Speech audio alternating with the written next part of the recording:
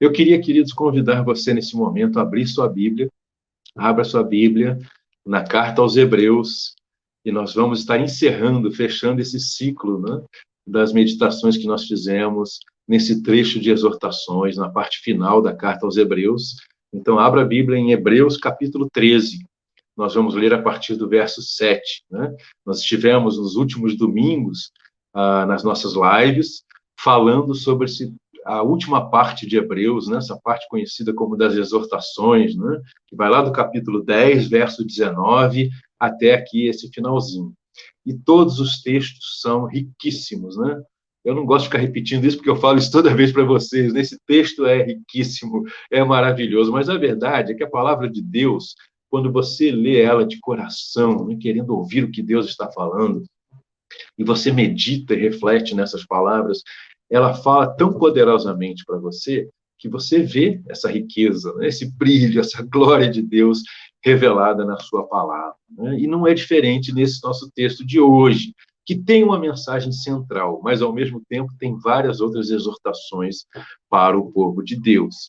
Então, eu queria recomendar, se você não assistiu alguma dessas mensagens, volte algumas semanas e assista, porque elas são de fato riquíssimas e elas falam muito para a nossa alma, para o nosso coração, e são importantíssimas para a nossa vida cristã e vida como comunidade de fé, e vida como testemunhas de Jesus no mundo, né? Para ter uma vida realmente que glorifica e agrada a Deus no mundo até a volta de Jesus. Né? Então, faça isso, volte, as nossas lives estão aí, as mensagens estão todas publicadas na nossa página, você pode ver uma a uma ou ver aquelas que você perdeu. Né? Então, queridos, Hebreus 13, a partir do verso 7, diz assim: lembrem-se dos seus líderes que eles falaram a palavra de Deus. Observem bem o resultado da vida que tiveram e imitem a sua fé. Jesus Cristo é o mesmo ontem, hoje e para sempre. Não se deixem levar pelos diversos ensinos estranhos. É bom que o nosso coração seja fortalecido pela graça e não por alimentos cerimoniais, os quais não têm valor para aqueles que os comem. Nós temos um altar do qual não têm direito de comer os que ministram no tabernáculo. O sumo sacerdote leva sangue de animais até o lugar santíssimo, como oferta pelo pecado, mas os corpos dos animais são queimados fora do acampamento. Assim, Jesus também sofreu fora das portas da cidade para santificar o povo por meio do seu próprio sangue. Portanto, saiamos até ele, fora do acampamento, suportando a desonra que ele suportou. Pois não temos aqui nenhuma cidade permanente, mas buscamos a que há de vir.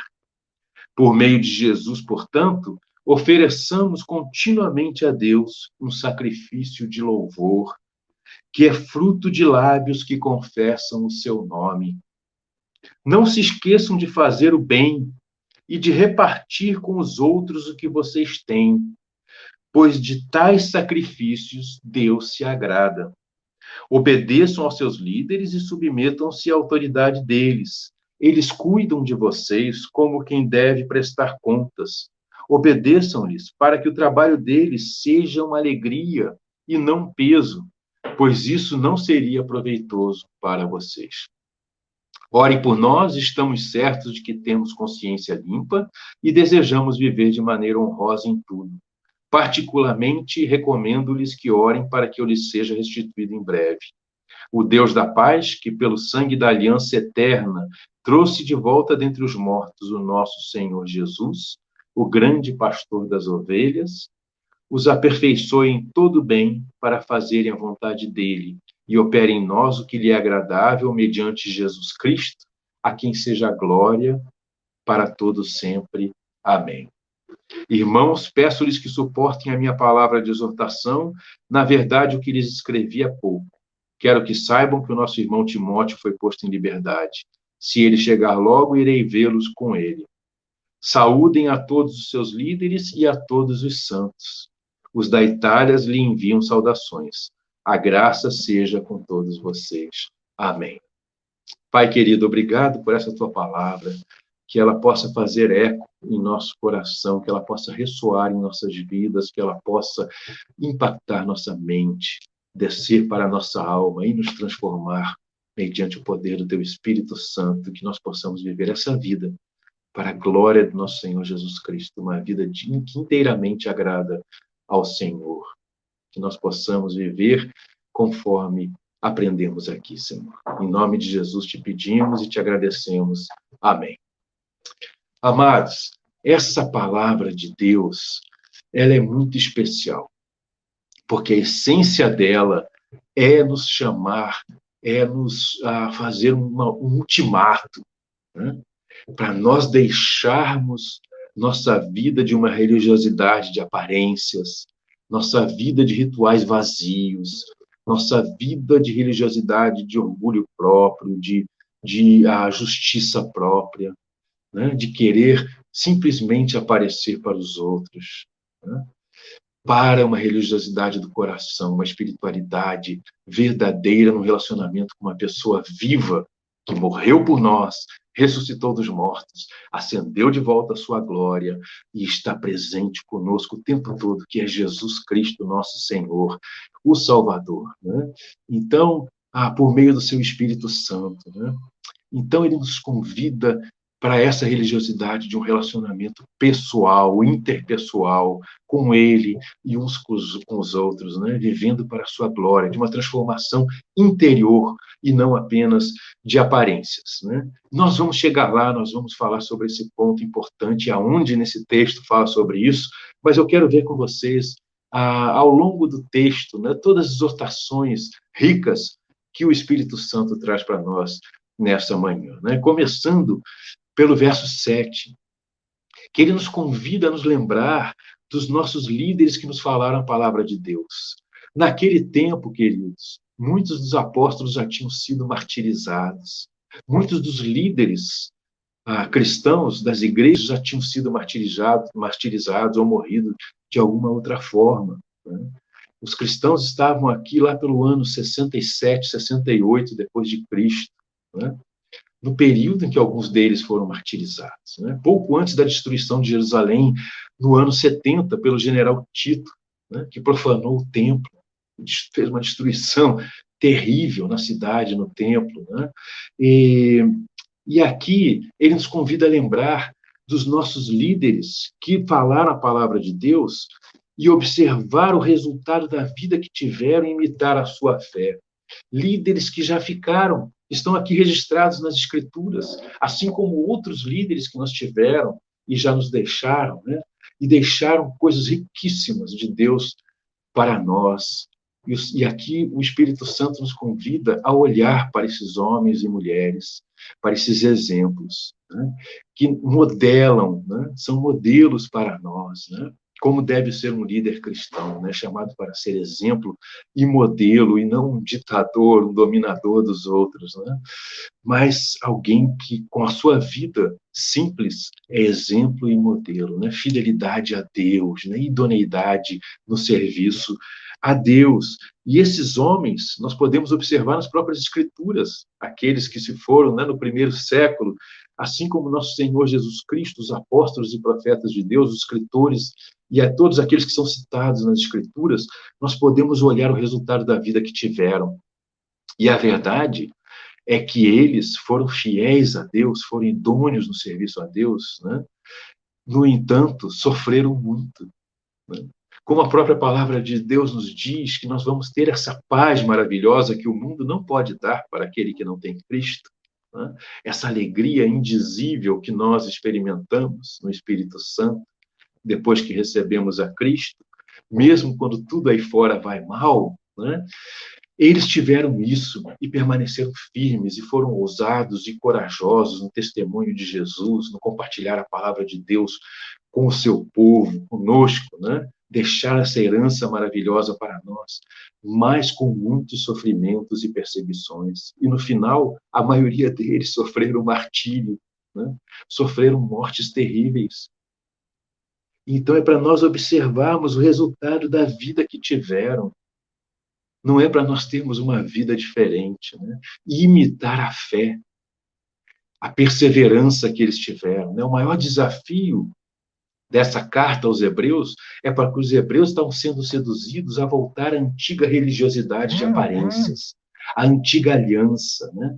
A uma religião de rituais vazios, que se preocupava mais com o que podia se comer, o que não se podia comer, o que podia vestir, o que não podia vestir, né? Esse lugar pode ir, esse lugar não pode ir, regras externas, vazias, que não trazem nada de valor espiritual para ninguém, que não aproximam ninguém de Deus, que não trazem comunhão uns com os outros, não trazem o amor de Deus às nossas vidas, nem a santidade de Deus, né? O próprio Senhor Jesus Cristo nos falou isso no Evangelho, quando ele diz, olha, não é o que entra no corpo de vocês que contamina vocês. Não é bebida nem comida, né? Mas é o que sai do coração já contaminado do ser humano, né? Por todas as coisas carnais e mundanas que nós temos, né? Por causa do nosso orgulho, da nossa vaidade, dos nossos enganos, da nossa maldade, de toda a imoralidade que nós temos dentro de nós, né? Toda avareza, toda impureza, né? Todo ódio, toda ira. E é isso, né? É isso que contamina. E é isso que causa destruição na vida humana, no mundo, né? Então, é isso que precisa morrer juntamente com Cristo, e só no relacionamento pessoal com Ele, pela fé nele, uma fé viva, imitando a fé desses que deixaram registrado nas Escrituras Sagradas para nós, e dos nossos líderes que viveram de maneira fiel e idônea para com Deus, né? Só imitando essa fé e vivendo, encarnando essa fé em nós, é que essas coisas morrem. E nós passamos a viver uma nova vida no amor de Deus, na palavra de Deus, na santificação do Espírito, na pureza de Deus, para contagiar outros com essas coisas boas. Então, é isso que essa palavra nos diz, né? Então ele diz assim, olha, Jesus Cristo é o mesmo ontem, hoje e para sempre. O mesmo Jesus que atuava já na antiga aliança para mostrar para o povo, olha, não adianta vocês insistirem em tentar viver por si próprios. Vocês dependem de Deus. Crucifiquem esse orgulho de vocês na cruz com o Messias prometido, né? Todos aqueles que foram salvos na antiga aliança foram salvos pela fé naquele que foi anunciado pelos profetas que haveria de vir, o Messias, o ungido de Deus que haveria de tirar o pecado do mundo. Não eram bois, nem ovelhas, nem alimentos sacrificados no templo ou no tabernáculo que tiravam pecados. Eles apenas simbolizavam aquele sacrifício perfeito futuro que haveria de acontecer, que para nós aconteceu há 2000 anos atrás, do verdadeiro Messias prometido nas Escrituras. Jesus, o Cristo do Deus vivo, o ungido de Deus para tirar o pecado do seu povo e reconciliar-nos com o nosso Criador, o nosso Redentor, né? Então, queridos, ele continua sendo o mesmo. Se já era por sua graça, pela fé nele, que a gente encontrava essa verdadeira vida em Deus, essa paz, essa alegria eternas na presença de Deus, continuou sendo no tempo dos apóstolos, né? No tempo que eles chamam de hoje, no tempo que Jesus andou com eles, né? Ele era o mesmo. Apenas que ele desceu da sua glória, se esvaziou de si mesmo e se fez um de nós e caminhou como um de nós, humildemente entre nós, para poder entregar sua vida na cruz do Calvário, por nós. E então ele ressuscitou e voltou à sua glória, e ele continua sendo o Senhor, por meio do seu Espírito Santo em nossas vidas. O seu reino está presente dentro de nós. E um dia estará presente numa terra renovada, refeita, no dia da sua volta em glória, o dia da ressurreição dentre os mortos, todos estaremos com ele por toda a eternidade. Então, essas promessas só tem aquele quem confia no Cristo Jesus, que é o mesmo ontem, hoje e sempre. Ele vai ser assim para sempre. Senhor, o ungido de Deus, o Salvador, né? Então, queridos, hoje é o tempo da salvação, né? Se você ainda não se encontrou com esse Jesus Cristo, que é o mesmo eternamente, que não muda, não tem sombra de mudanças, né? Que suas promessas continuam válidas até hoje, sua oferta de vida continua válida até hoje, abra o seu coração, contemple-o na sua cruz. Ele morreu a sua morte. Ele morreu no seu lugar para o perdão dos seus pecados. Derramou até a última gota do seu sangue. É o sacrifício eterno, da aliança eterna no seu sangue, que pode nos lavar e purificar e perdoar todos os nossos pecados e nos reconciliar com Deus. Então receba, e dessa forma você vai ser perdoado de todos os seus pecados e o Espírito Santo vai habitar em você para todo sempre. Essa é a verdadeira nova aliança, que é superior à antiga aliança, para o qual o texto nos convida a nos voltar para ela em Jesus Cristo e por meio de Jesus Cristo. Né? Aí ele deixa assim, ó, ele diz assim: não se deixem levar pelos diversos ensinos estranhos. Queridos, se já tinham ensinos estranhos, tentando levar o povo de Deus de volta a uma religiosidade de aparências, uma religiosidade vazia, de rituais vazios, que não podem purificar ninguém, que se preocupa com coisas externas, aparência, comida, bebida, né? Só com essas coisas, e não se preocupa com o que realmente é real, as coisas do coração, como ensina Jesus, né? O que sai do coração, né? Então, hoje em dia continuam tendo tantos ensinos estranhos, né? Como as pessoas gostam, né? De holofotes, de aparências, de regrinhas, pode isso, não pode aquilo, eu sou melhor do que você porque eu faço isso, você não faz isso, eu faço isso melhor do que você. O que é isso? É as coisas ruins que saem do coração, é o orgulho e a vaidade humana, o egocentrismo, uma vida egóica. Não é Cristo reinando no nosso coração. Enquanto nós não tomarmos a nossa cruz dia a dia e morrermos com Cristo para a nossa velha vida, o nosso velho eu, e deixarmos ele crucificado com Cristo pela fé a cada dia, e vivemos uma nova vida ressurreta pelo Espírito Santo de Deus, né? Que faz brotar o fruto do Espírito, o amor de Deus, a graça de Deus, a bondade de Deus, que não vem de nós, mas dele em nós, né? Humildemente com o nosso Deus, nós vamos estar vivendo doutrinas estranhas. A fé cristã, a verdadeira fé cristã, né? Não se deixem levar por diversos ensinos estranhos, né? É bom que o nosso coração seja fortalecido pela graça e não por alimentos cerimoniais, os quais não têm valor para aqueles que os comem. Queridos, rituais vazios são paganismo. Nós precisamos deixar para trás esses rituais pagãos, nós precisamos deixar para trás essa mentalidade pagã de superstições, de crendices populares. Quantos dizem crer em Jesus Cristo e, ao mesmo tempo, creem em um monte de religiões humanas que foram criadas para satisfazer nossa razão, né? Limitada, né? Porque nós não suportamos uma razão que não compreendemos completamente de um Deus infinito, misterioso, né? Que é cheio de coisas que nós não podemos compreender, né? Simplesmente religiões criadas para afagar o ego humano, para mostrar o quanto o ser humano é valioso, simplesmente para condescender com nossa culpa, né? Para nos aliviar das nossas culpas reais, né?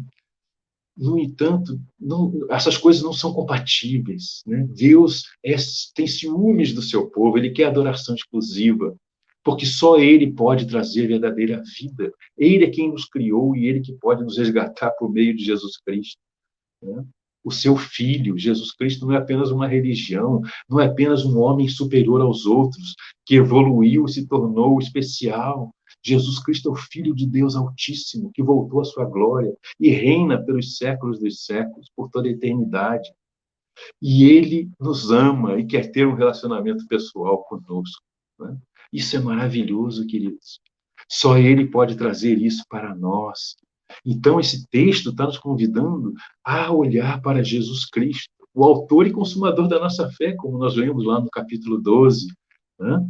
Então, queridos, a gente precisa deixar nossas crendices, dizer que acreditamos em Jesus Cristo e, no entanto, acreditar em tantas outras coisas, né? Falhas humanas. Tem cristão acreditando mais em políticos dessa era, né? Em ideologias dessa era, do que na fé no Senhor Jesus Cristo, no reino do nosso Deus e Pai, por meio de Jesus, né? O reino que ele colocou dentro de nós. e que ele nos deu essa missão de transbordar esse reino para todos, para os outros, né? Conforme Jesus nos ensina no Evangelho, segundo o seu poder, mediante Jesus Cristo, pela fé nele, né? Então, queridos, nós temos esses ensinos estranhos hoje que estão nos desviando, estão causando divisões na igreja, né? Orgulho, vaidade, crendices, superstições, nada além de Jesus Cristo pode trazer verdadeira vida, verdadeira paz, verdadeira felicidade ao ser humano, verdadeira bem-aventurança, né?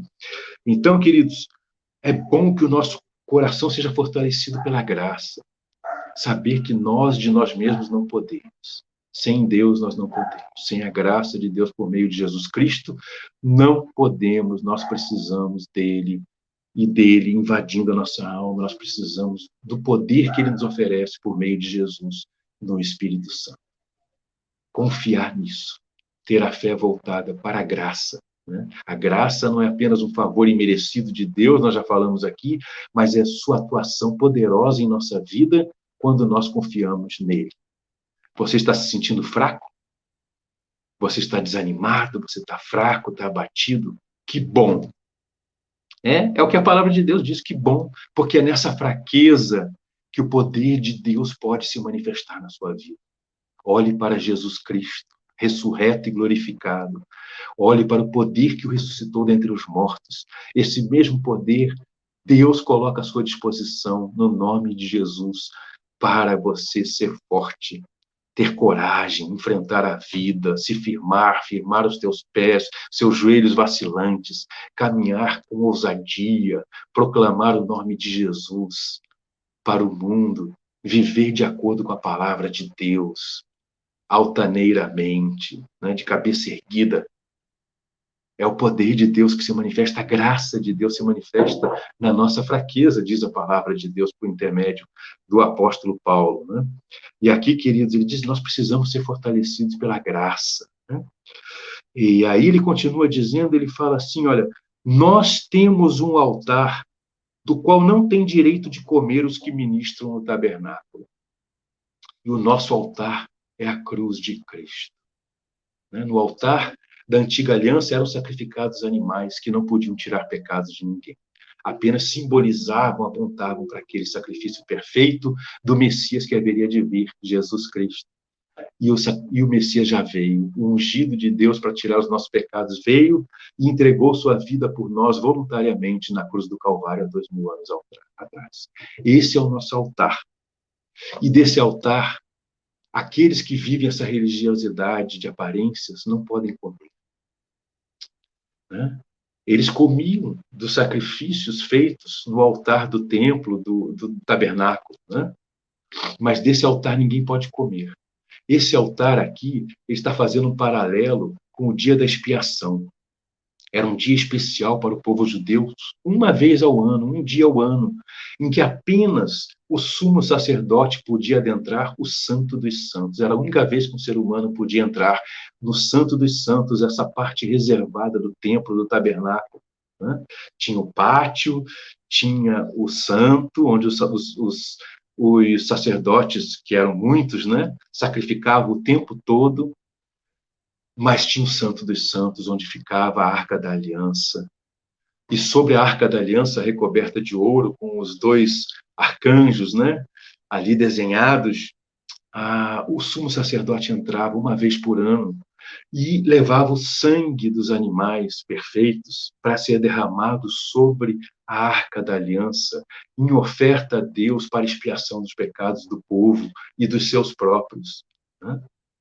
E esse sangue derramado, os animais não se podia comer. Esses animais eram levados inteiros, suas carcaças, para fora do acampamento, fora do arraial, como diz a Escritura, né? Fora do espaço onde o povo de Deus vivia ao redor do tabernáculo, no deserto, era levado para fora e queimado até o fim, né? Então ninguém comia deles.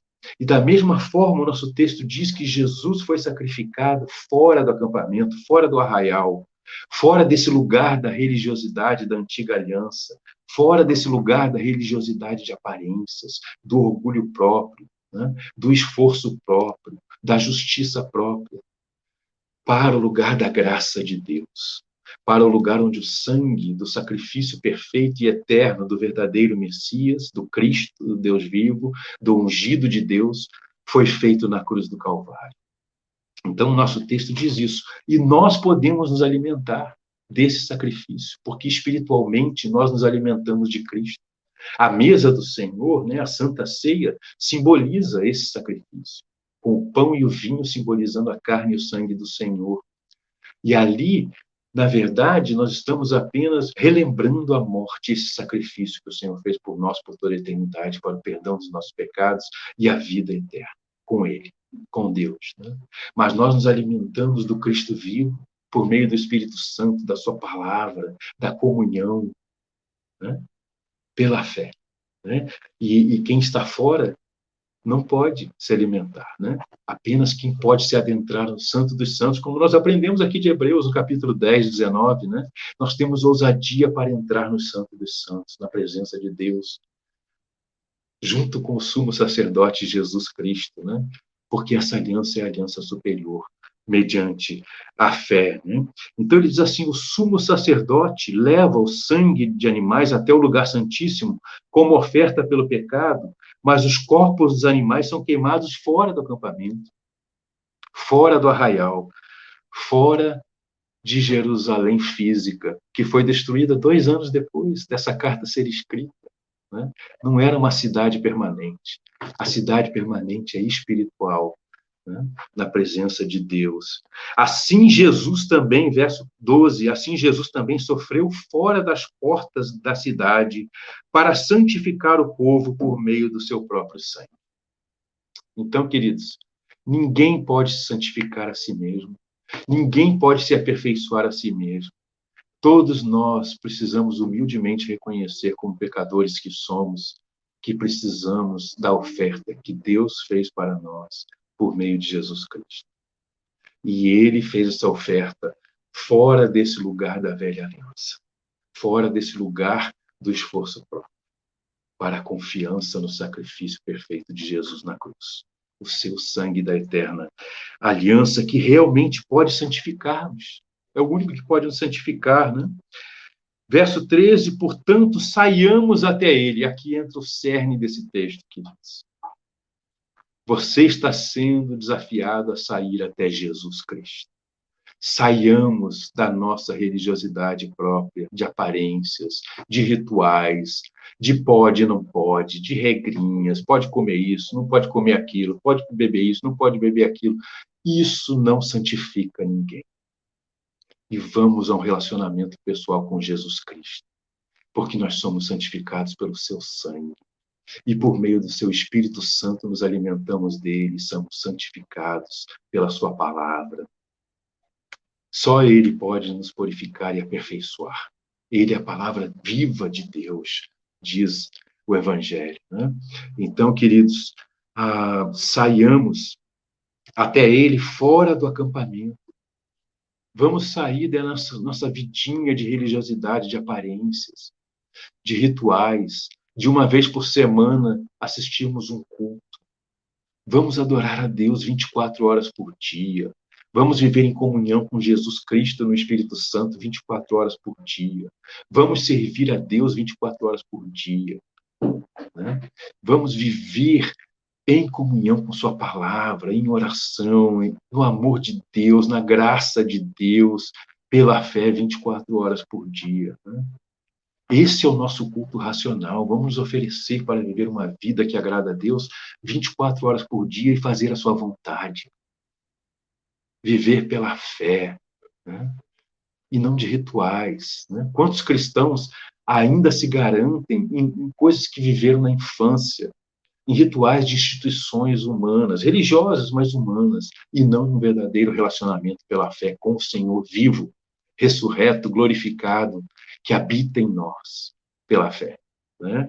Então, nós precisamos resgatar isso, queridos. Saiamos até ele, até Jesus Cristo, fora do acampamento, suportando a desonra que ele suportou, suportando as ofensas que ele suportou. Né? A gente Muitas vezes pensa em desistir, como os hebreus estavam pensando em desistir e voltar àquela religiosidade vazia, que não podia acrescentar nada à vida deles, porque estava sendo pressionado pela cultura da época. A nossa cultura nos pressiona a deixar essa vida, a sentir vergonha do Senhor e do seu evangelho, a sentir vergonha de querer viver uma vida que agrada a Deus, de deixar os caminhos tortos e trilhar caminhos retos, né? De viver de rituais de aparência, de espiritualidade de aparência e não uma espiritualidade do coração, que pesa a sua vida, que vive uma vida crucificada dia a dia com Cristo para velho homem, para o ego, e vive uma vida ressurreta para agradar a Deus conforme a sua palavra. Nós estamos sendo desafiados aqui, queridos, inclusive a suportar desonra e ofensas. Perseverar no caminho de Jesus Cristo. Aquele que não muda jamais, é o mesmo ontem, hoje e o será para sempre.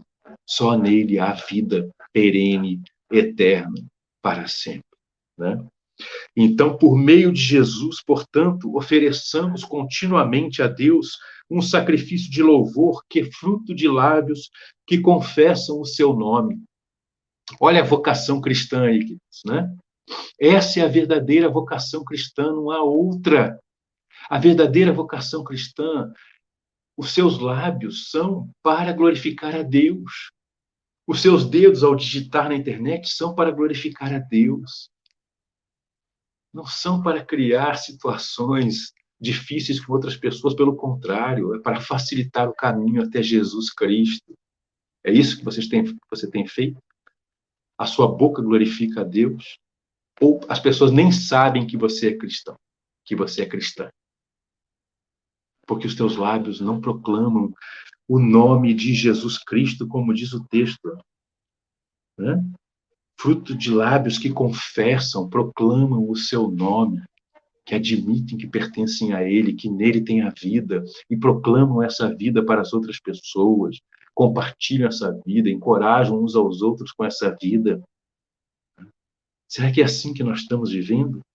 Louvor aqui não é apenas cantar o tempo todo, né? Tem gente que acha que é cantar o tempo todo. Louvor é uma vida que exalta a Deus, que glorifica a Deus, que honra a Deus com a sua boca também, né?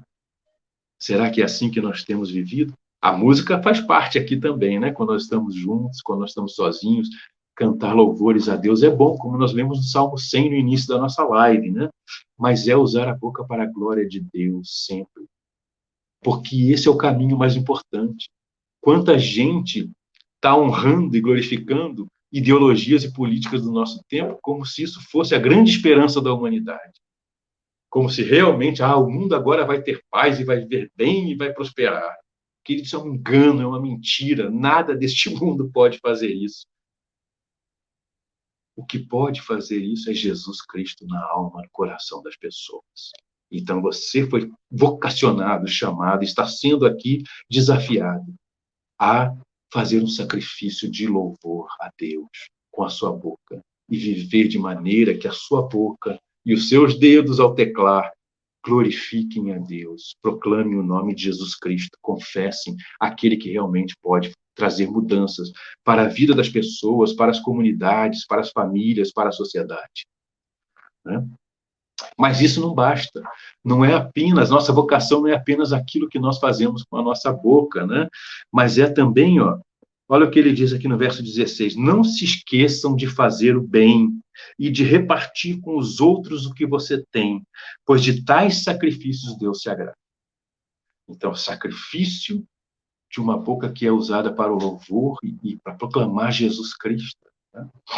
Para compartilhar a mudança que ele tem feito em nossas vidas, o que ele pode fazer de mudança para as vidas das outras pessoas, né? Honrar a Deus, mas também de fazer o bem. Veja que ele não limita esse fazer o bem, não é só apenas a sua família, não é apenas aos seus amigos, não é apenas a sua comunidade de fé local, a sua igreja local, é fazer o bem a todos. O cristão é vocacionado só para fazer o bem e nunca o mal. Nunca retribuir o mal que é feito contra ele, mas é para retribuir o mal com o bem, diz Paulo em Romanos, não é mesmo? 9, não é? Retribuam o mal com o bem. O cristão é vocacionado a fazer bem. E se não está fazendo bem, não está vivendo uma vida cristã. Uma vida que agrada a Deus, uma vida que glorifica a Deus, mediante a fé. Então faz parte da nossa vocação usar bem os nossos lábios para a glória de Deus e fazer o bem. Não importa se estamos fazendo o mal, é para fazer o bem. Será que a gente entende isso? Esse é o grande desafio da fé cristã. Por meio de Jesus Cristo, olha, por meio de Jesus Cristo. Fazer o bem, repartir com os outros o que vocês têm. O cristão não é sovina, não é usura. O cristão não idolatra os bens, riqueza deste mundo. A nossa cidade permanente não é aqui, nessa terra, mas é no reino do nosso Senhor, nosso Deus e do seu Cristo, diz a palavra de Deus. E a gente sabe que ele zela por nós. Nós lemos isso no domingo passado, no verso anterior. Ele cuida de nós, ele jamais vai nos desamparar. Jesus nos ensinou que se nós procurarmos o seu reino e a sua justiça em primeiro lugar, nada do que nós precisamos vai nos faltar. Nós podemos fazer essa experiência de fé, porque é verdade. É uma promessa real. Nós podemos confiar no Senhor. Ele nunca vai desamparar você, meu querido, minha querida, se você confiar nele, buscar o seu reino, a sua justiça. Né? Então, nós podemos compartilhar aquilo que temos com os outros, sem nos preocupar. Como a viúva pobre, que deu tudo o que tinha, nós podemos repartir, sabendo que o Senhor vai continuar cuidando de nós. Né? Então, usar bem os nossos lábios para a glória de Deus, fazer o bem, repartir com os outros, ter comunhão, repartir aquilo que os outros não têm. Né? Pois Deus se agrada desse sacrifício. Jesus Cristo já fez o único sacrifício eterno que podia tirar os nossos pecados. Não há mais o que nós possamos fazer para o perdão dos nossos pecados. O que nós fazemos agora, nós não fazemos para conquistar alguma coisa de Deus, mas nós fazemos porque graciosamente Ele já nos deu tudo e muito mais em Cristo Jesus. Nós fazemos para a sua glória, por causa da sua bondade para conosco, por causa de toda a riqueza que Ele derramou sobre nós no seu amor e graça. Né? Gratidão, louvor a Deus. Né? Esse é o nosso retorno para Ele. Né? Aí ele fala assim, obedeçam aos seus líderes e submetam-se à autoridade deles. Eles cuidam de vocês como quem deve prestar contas. Obedeçam-lhe para que o trabalho deles seja uma alegria e não um peso, pois isso não seria proveitoso para vocês. Queridos, aqui ele não está dando abertura para que algum líder na igreja especial seja colocado num pedestal e visto como alguém mais importante. Não, o nosso texto diz que o nosso supremo pastor é Jesus Cristo. Nós somos ovelhas dele. E até os líderes na igreja são ovelhas, talvez mais experientes, mais maduras, né? Mas continuam sendo ovelhas como todos os outros. Não é um sacerdote especial. A Bíblia diz que todo o rebanho é composto de sacerdotes. Todos podem ir diretamente a Deus, diz a palavra, e recomenda que vão. E todos podem levar outras pessoas a Deus pela intercessão e pela palavra de Deus, pelo amor de Deus, né? Mediante a fé.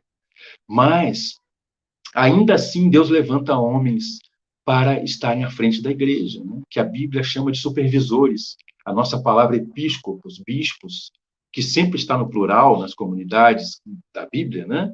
Nunca é um só, né? É uma comunidade de líderes, chama de bispos ou supervisores da igreja, aqueles que estão zelando pela igreja de coração, né? Ou chama de presbíteros, anciãos, né?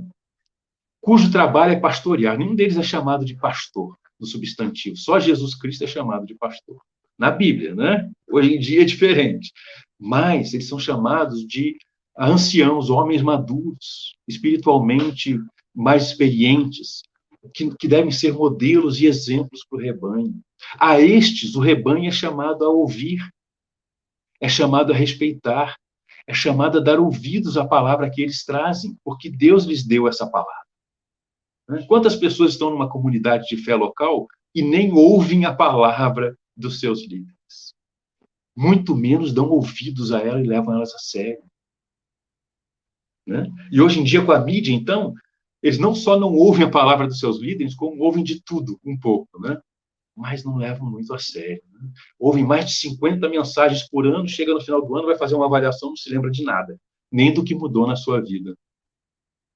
Deus está nos chamando a respeitar e ouvir nossos líderes e absorver aquilo que eles trazem da parte de Deus para nós, para mudar a nossa vida. E sermos uma comunidade de fé unida no Espírito Santo, que trabalha junto para a glória de Deus e para o testemunho de Jesus no mundo, né? Para transbordar e refletir o amor de Cristo para os outros. Então, queridos, essa é a palavra essencial dessa manhã, nesse nosso texto, é para a gente sair da nossa religiosidade de aparências, de rituais momentâneos, e vivermos com intensidade o nosso relacionamento com o nosso Senhor Jesus Cristo, mediante a fé, e uns com os outros na comunidade de fé. Né? Para nos voltarmos intensamente, para vivermos essa realidade, mesmo que a custas de perdas neste mundo, mesmo que às custas de ofensas, mas nós sermos ousados e vivermos de verdade a fé que o Senhor Jesus nos propõe aqui, confiando na sua graça, né? E vivermos com intensidade o bem, né? O compartilhar uns com os outros e usar nossa boca e nossos dedos para a glória de Deus neste mundo.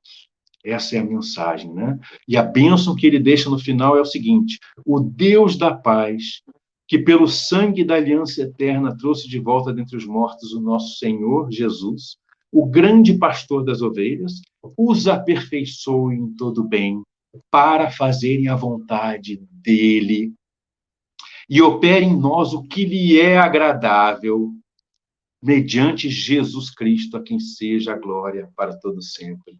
Amém. Essa é a grande bênção, né, queridos? Que ele possa aperfeiçoar em cada um de nós, em você, em toda a igreja, todo o bem, né? Para fazermos a vontade dele e não a nossa, para fazermos o que agrada a ele e não a nós, né? Esse é o sacrifício que agrada a Deus. Amém? Deus nos abençoe. Graça e paz.